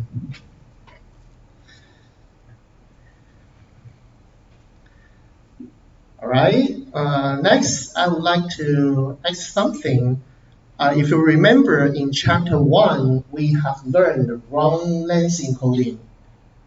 So could anyone repeat the algorithm for us? What is wrong length encoding? Because we have seen a very similar zero wrong length encoding here. What is wrong length encoding? Okay. We use the top and the left part is the number of continuous number, and the right part is the number, the actual number. Okay, good. Okay. So if you remember one length encoding in chapter 1, okay, so remember the case 255, 255, 255, or maybe 1, 2, 3. We have some repeating elements, so we can record the number of repeating elements 3, and this number is 255. And then 1, 2, 3 is not repeating, so we have 1, 1, 1, 2, 1, 3. Okay, we just recall the repeating numbers of these elements. That's wrong length encoding.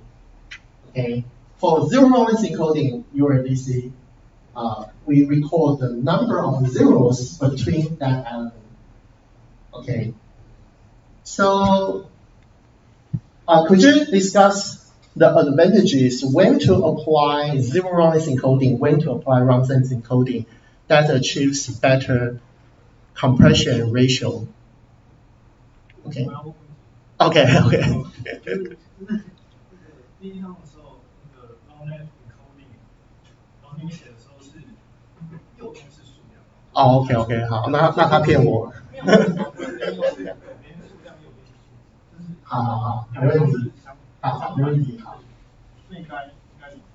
OK， 好，那我们就是25这个数字 repeat 了3次，1这个数字 repeat 了1次，2这个数字 repeat 了1次，3这个数字 repeat 了1次。好，谢谢。Thank you for the correction. Okay, let's go back to my question. What is the occasion we can apply zero noise encoding for better compression ratio? And what is the occasion is better for wrong length encoding? Could you give me some example?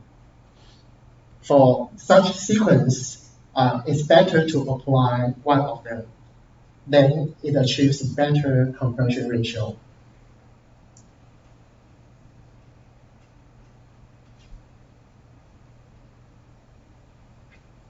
For zero noise encoding, the answer is clear, right? Because in this case, we need a lot of zeros. Once we have a lot of repeating zeros, then it's suitable for zero roundness encoding. How about roundness encoding? For this case, what happens if we apply roundness encoding? The compression ratio is better than zero roundness encoding. Okay, so maybe we can use part of the example here.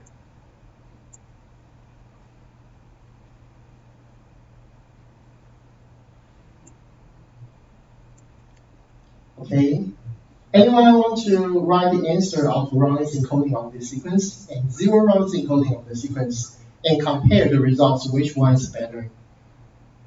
Okay, please. Yes.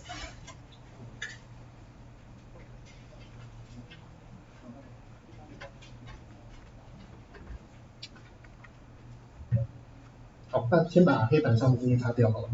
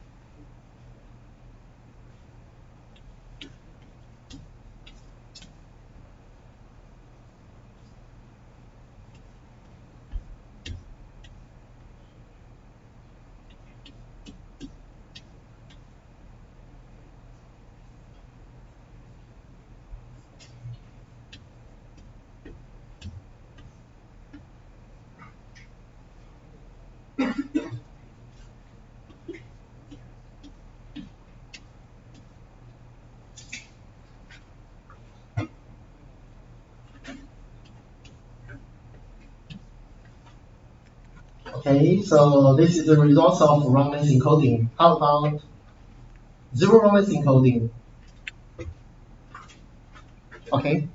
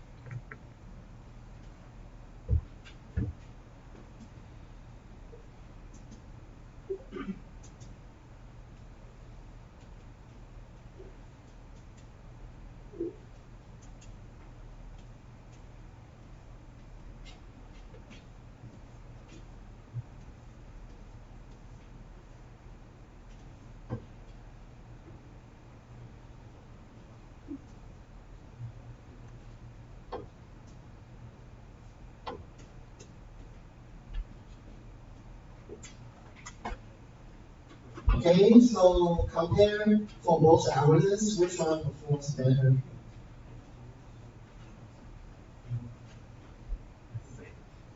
The same. Okay.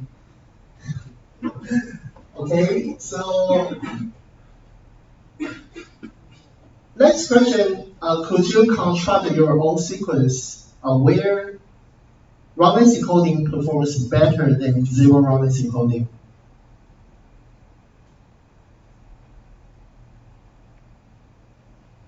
Because we already know the advantage of zero roundness encoding, when we have a lot of zeros, then zero roundness encoding performs well. So could you create a sequence or your own example that roundness encoding performs better than zero roundness encoding? Maybe the simplest one is okay.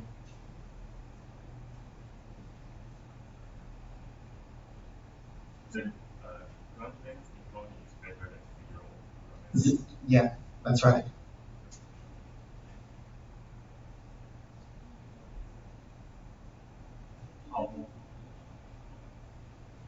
Okay, please write down your answer on blackboard.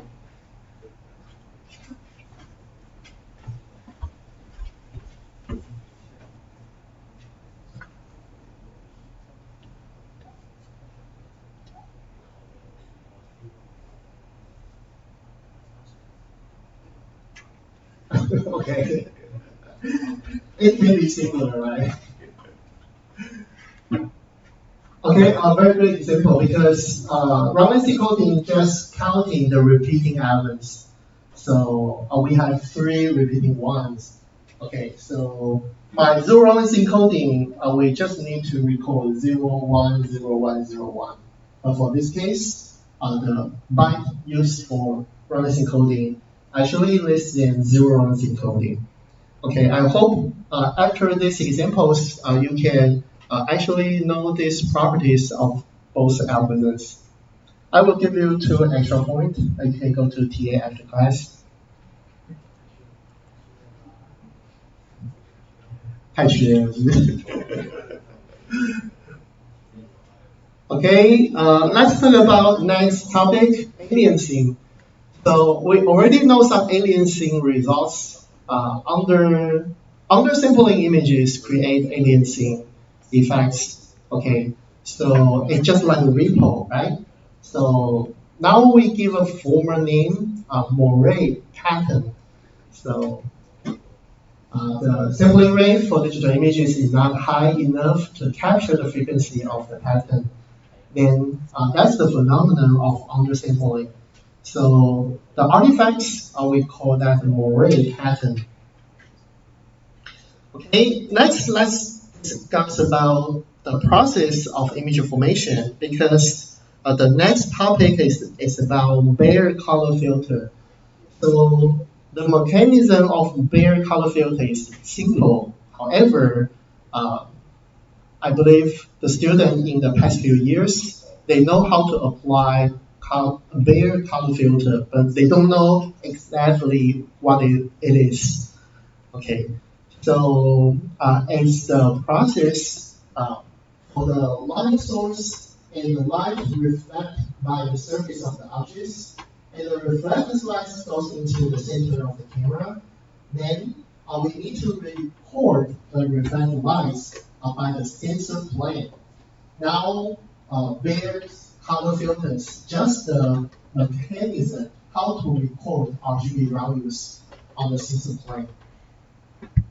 Okay, next let's see. This is the formation of Bayer color filter. You can see they have a very special arrangement for RGB channels. So based on the arrangement GRGRBGBG, that means we have more green components than red and blue. That's because human visual sensitivity is more sensitive to green components. Okay, so we have more components that will be recorded by Bayer color filter. Okay. So in this case, for each position, we only record one channel. For this position, we record the value of green channel. For this position, we just record the red channel. And then, based on the information by Bayer color filtering, then we use such information to recover the full 3-channel RGB for each position. Okay. The reason we don't record RGB directly for each position because the hardware cost is very high. So if we can just record one channel out of RGB channels, then we can apply maybe software solutions, different algorithms to recover RGB values. Then this helps us to reduce the hardware cost inside the camera. Okay. And then the Bayer color filter is, they have a lot of possibilities to arrange this spatial arrangement for RGB channels. That's the secret for large camera company such as Sony. They have their spatial arrangement and they claim for that filter or for that arrangement, the color of the images looks better than the others. Okay, so that's commercial secrets. We just introduced one example how to like record the reflected light and record their RGB channels. The example is Bayer color filter. Okay, next, how to recover complete RGB channels for each position from the Bayer color filter. This process we call that demosaicing. Okay, then we have different demosaicing algorithms: nearest neighbor, linear, cubic, and cubic spline. Next, let's see the algorithm. Okay, so nearest neighbor algorithm is the easiest one because we only need to determine RGB from the nearest neighbors. Okay, so take this position for example. The actual value is recorded in green channel. So the red channel and blue channel information are missing. Okay, so in this case, we can use nearest neighbor to interpolate the missing channels. So in this case, we have two blue channels on both sides. So we can use these blue channels and calculate the interpolation results by averaging these two values of blue channel. So the averaging results will be the missing blue channels for the center. Okay, and then for red channel, we have top and bottom neighbors. They actually record very accurate red channel information. So we just calculate the average of top and bottom red channels, then the results will used as the missing channel in the center. So in this case, even we have 4 different green channels, it's useless because we already record the correct green channel information. Okay, next let's see this example. In the center, we actually record the red channel information. So to calculate the green channel, we have 4 green neighbors. So we just calculate the average of the neighboring green channel information, and then use the results as the missing green channel in the center. Okay, just like green channels, we have 4 blue channels. Okay, so after calculating the average of these 4 blue channels, then we can recover the missing blue channel in the center. That's the nearest neighbor algorithm. Okay, so let's see this example. If we have bare color filter arranged like this, and we have the actual color for each position, then what are the RGB values for pixel A if nearest neighbor algorithm is applied? Okay, so let's see the pixel A is here. Okay, so its actual color is red. However, for bare color filter, it's recorded the information of green channel. Okay, so for the red color, we know for RGB channel,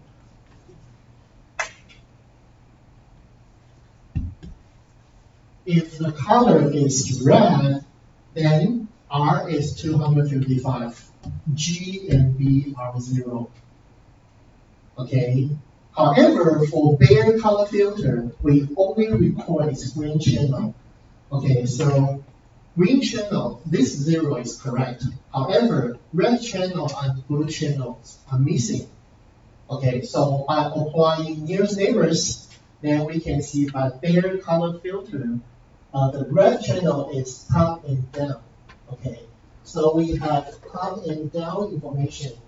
So the top is red, so it's RGB channel 255.00. The bottom channel is white, okay, so it's 255 for 3 components. Okay, and then we need the missing channel of red channel.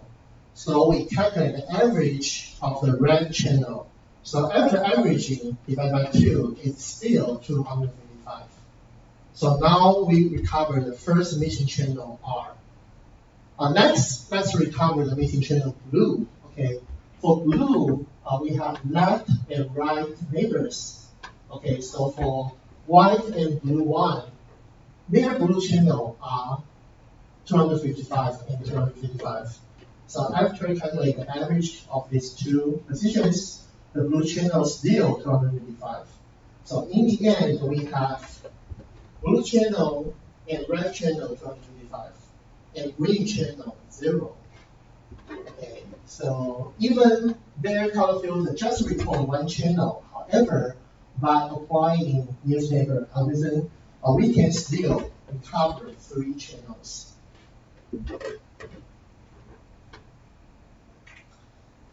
Okay, any question for this example?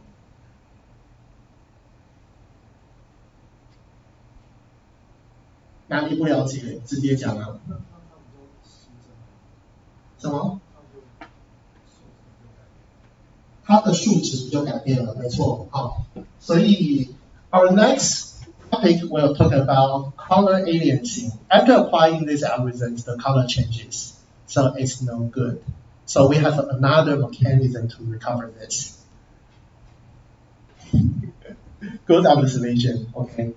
Now, just confirm if you can you apply nearest neighbor algorithm to recover the missing channels?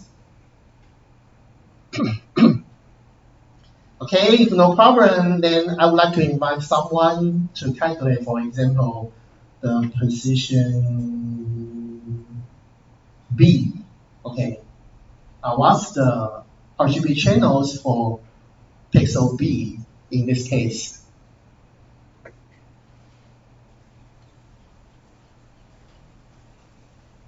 One extra point. Okay, please.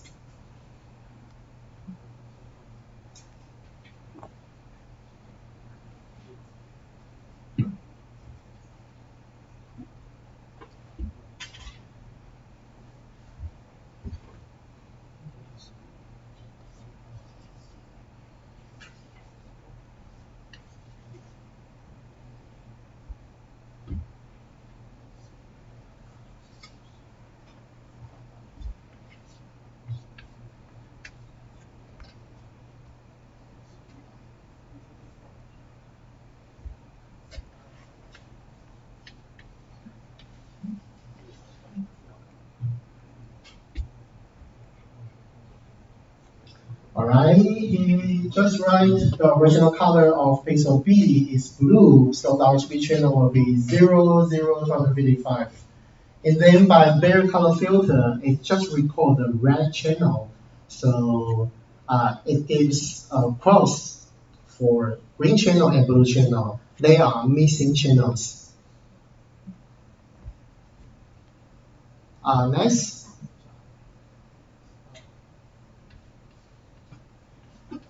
Okay, the green channel is top down, left and right. So we have 4 different neighbors of green channel. Then what are the values of green channels for these 4 neighbors? For blue, the green channel is 0, right? For red, the green channel is 0. For blue, the green channel is 0. And for black, the green channel is 0. Okay, so after calculating the averaging, the green channel will be 0. Okay. Next, how about red channel? Now blue channel. Okay. So the nearest neighbor of pixel B, we have 4 blue channels as its nearest neighbors. Next, let's consider the color of these 4 neighbors. Okay, B, blue, blue, YY. Okay. Okay, so for blue and white, their blue channel is 255. Okay. Okay, thank you. Very good answer. Go to TA after class. Okay, so for the pixel B, we can see for bare color filter, it's only record the red channel. Okay, so for RGB, the original color is blue, so the red channel is 0. So it is recorded by bare color filter. So we need newspaper algorithm to help us recover 2 missing channels, G and B. So that's the result, 0 and 255 for these 2 channels. Okay, the answer is correct. All right, any other question about this part?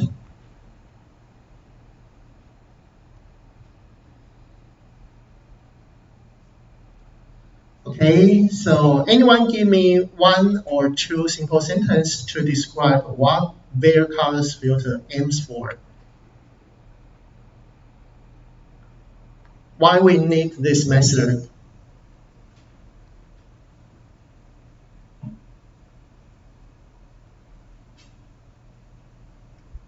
Okay. Because we can set the cost for copy, set the cost for rendering the color detail. Okay, that's right. Okay, so because during the process of image formation, we need to record the RGB value of the reflectance light. However, we want to reduce the hardware cost. So we don't actually record RGB channels. We just record 1 channel, and via the bare color filter, and we can recover the others. Okay, that's the goal for bare color filtering. A very good 2 extra points. Okay, next let's see the problem the student already mentioned. We have color aliasing problems. Okay, so originally we have a white strip here. Okay, but while the bare color filter and newspaper algorithm, then we may recover the straight line as blue, red, blue, red. So it's not white anymore. So for this problem, we call that color aliasing. The interpolation results cannot give a perfect reproduction of the scene being photographed. Okay, so in this case, we call the color changes as color aliasing. Okay, so from the previous example, we can see the original color of B is blue, okay, but after color aliasing, it's 0, 0, 255. So it's still blue. So for pixel B, there is no color aliasing. However, for pixel C, the original color is green. Okay. However, after nearest neighbor algorithm, the value changes. Okay, it's not original green anymore. So the pixel C has the power of color aliasing. Okay, next let's see another aliasing problem. We call that jagged edges. Okay, so aliasing is used to describe the jagged edges along line or edges drawn at the angle across computer screens. So I think you have seen this a lot when you use Painter to draw a line from one position to another. Then as the width of the line becomes wider, then you can see very serious aliasing problem. Okay, so this is because the line is represented by pixel-based map format. Okay, so once we can just fill the position with white and black, then as the width of the line becomes wider, then the aliasing problem becomes serious. So we have an algorithm to reduce the artifacts of jagged edges. So it's just like this. Okay, simply speaking, we can calculate the portion of the line. Okay, so take this one for example. We can see a triangle here, right? So we can calculate the area of the triangle over the area of this grid. Then we can use this portion to define the intensity. Okay, so next in the case you can see because the area of triangle just took a small portion of the original grid. So we use light grid to indicate the intensity of this grid. Okay, so you can see maybe that's the reverse of the portion. Okay, for this area, you can see this area took a lot of portion of the original grid.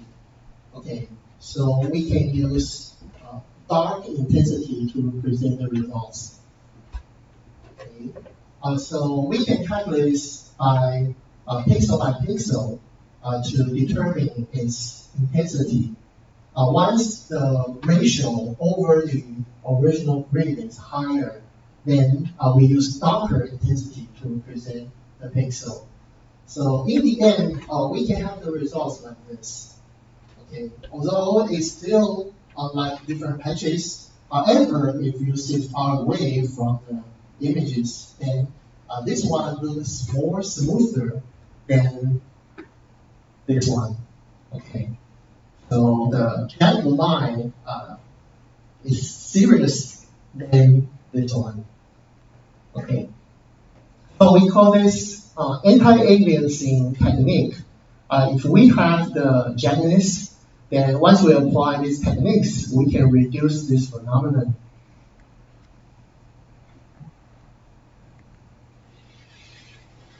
Okay. How to know the ratio between the area and the covered area? Okay, so maybe we can calculate the maybe xy coordinates of these points. Then I'm not sure if we have some algorithm we can calculate the area directly. However, if once we have the xy coordinates of these points, then maybe we can calculate the area by some algorithm. We assume we have such algorithm because it actually exists. For more information, maybe you can reference algorithm 2.2 in our textbook. It has more information. Okay.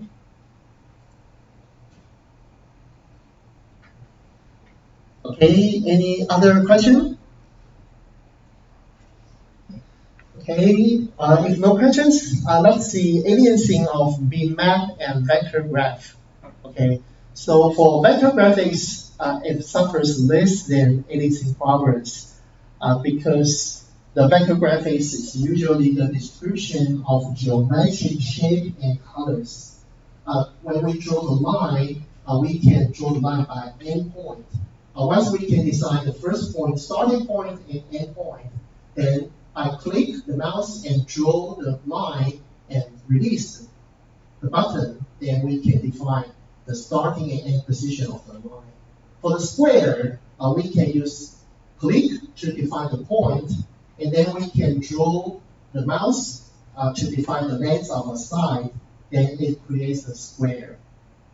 Okay, so actually you can see for line, square, circles, it's just a description of geometric shapes.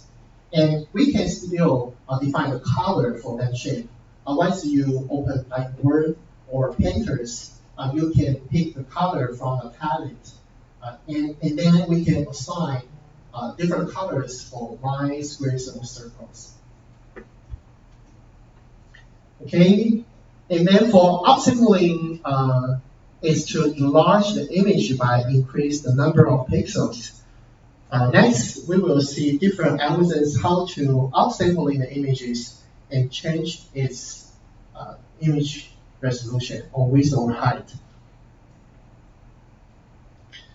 Okay, so aliasing in rendering can occur in both bitmap and vector graphics, but vector graphics has the advantage over bitmap with respect to aliasing because the mathematical equation, we can change it easily.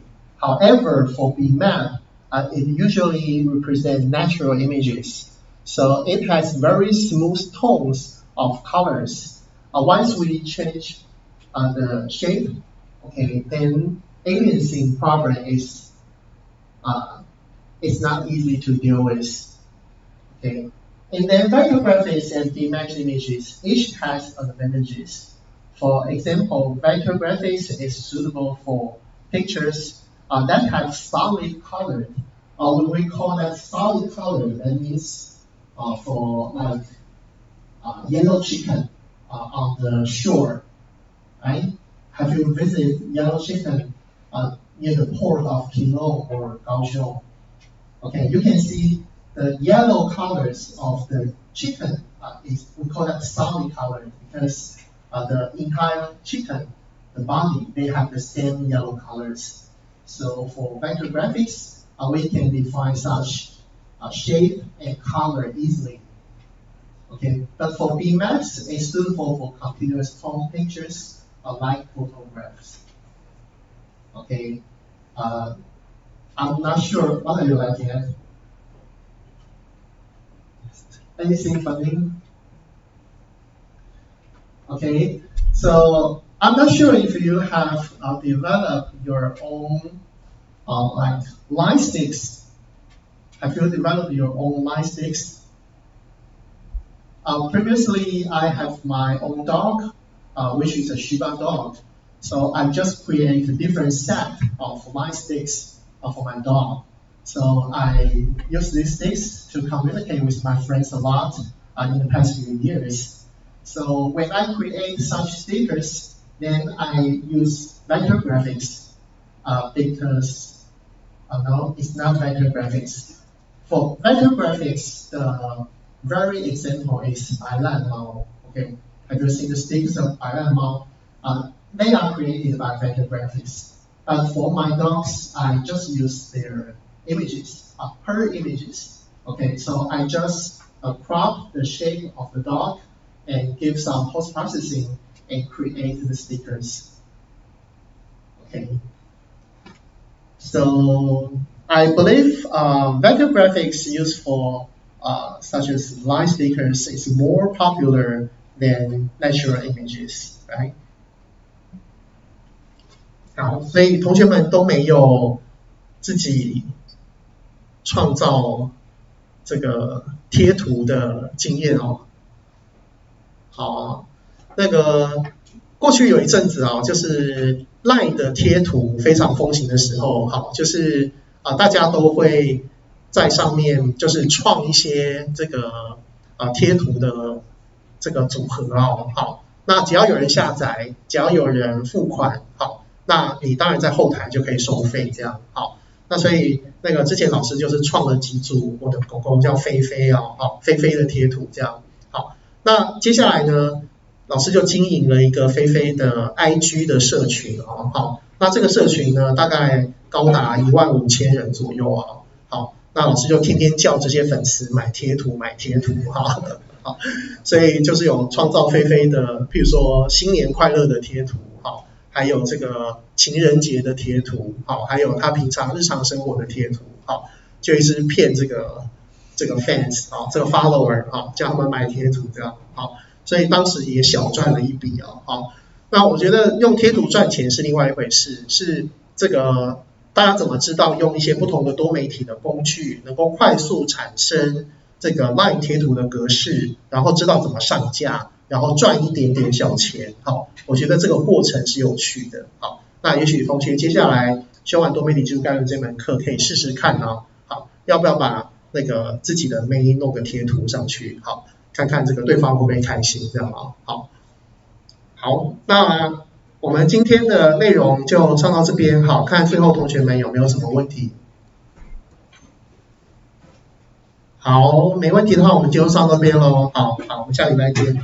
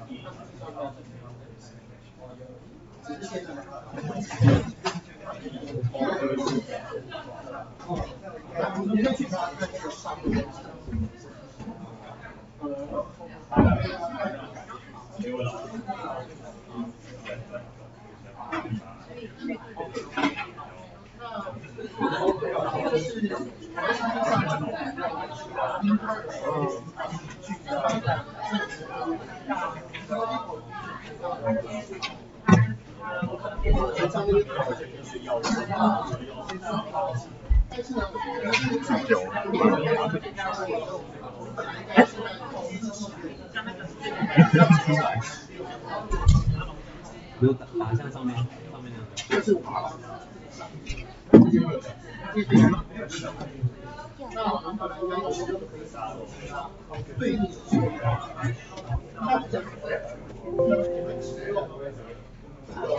就是最上一点，快